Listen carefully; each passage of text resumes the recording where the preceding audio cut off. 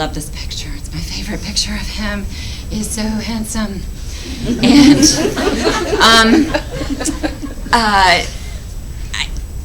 there's a striking disparity between these two. I don't know if you notice and can quickly compare the dates of their lives, but Elizabeth is significantly older than he, and you can tell from the picture that I was showing you of her that she's not spectacularly beautiful. She is quite plain in her appearance. But she is actually much more famous than her husband at the point of their meeting. Let me tell you a little bit about his background. She was born into wealth. His father was a bank teller, so definitely not wealthy status. However, his father was a true scholar, and he loved the arts, and he loved scholarship. He loved art. He was an artist. Robert Browning's mother was a pianist and a devout Christian, so he had some very strong influences on him from a very young age. His father so loved scholarship that he spent a lot of money on building a library of 6,000 volumes. So, considering this is a bank teller, this shows a lot of interest on his part for true scholarship. And he was particularly interested in languages. The books in the library were written not only in English, but in Greek, Hebrew, Latin, French, Italian, and Spanish.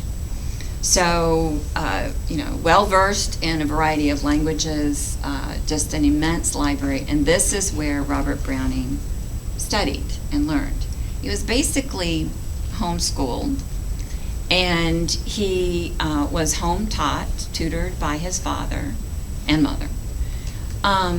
He attended 1 year at the College of London, but felt that the education there was far too restrictive. So he returned to his father's library for further study.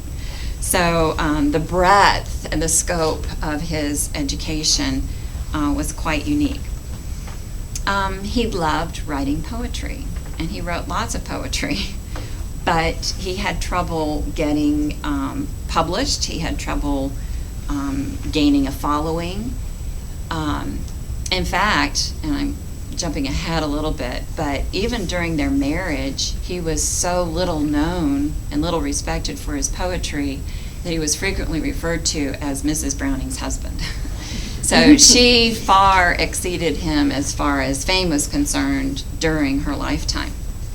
But the poems that he did publish ended up being quite controversial because he initiated a new kind of poetry, the dramatic monologue.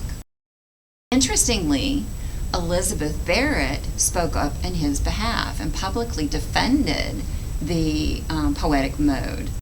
Well, this obviously made a great impression upon him, and he was already an admirer of her poetry. And in 1844, she published her famous book, Poems. So think of the time period. He publishes his book, 1842. She responds positively. Then she publishes her book in 1844. And he gets the courage to write her a letter. This is Robert Browning's first letter to Elizabeth. And it was written January 10th, 1845. And this is the way he begins. I love your verses with all my heart, dear Miss Barrett. No mincing of words. He just comes right out.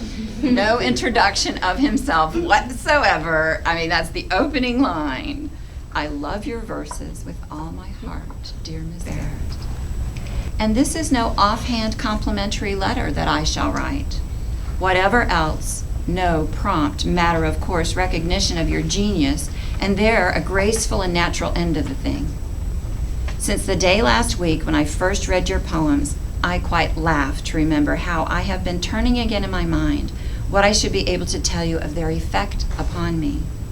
From the first flush of delight, I thought I would this once get out of my habit of purely passive enjoyment, when I do really enjoy, and thoroughly justify my admiration, perhaps even as a loyal fellow craftsman should, try and find fault and do you some little good to be proud of hereafter. But nothing comes of it at all.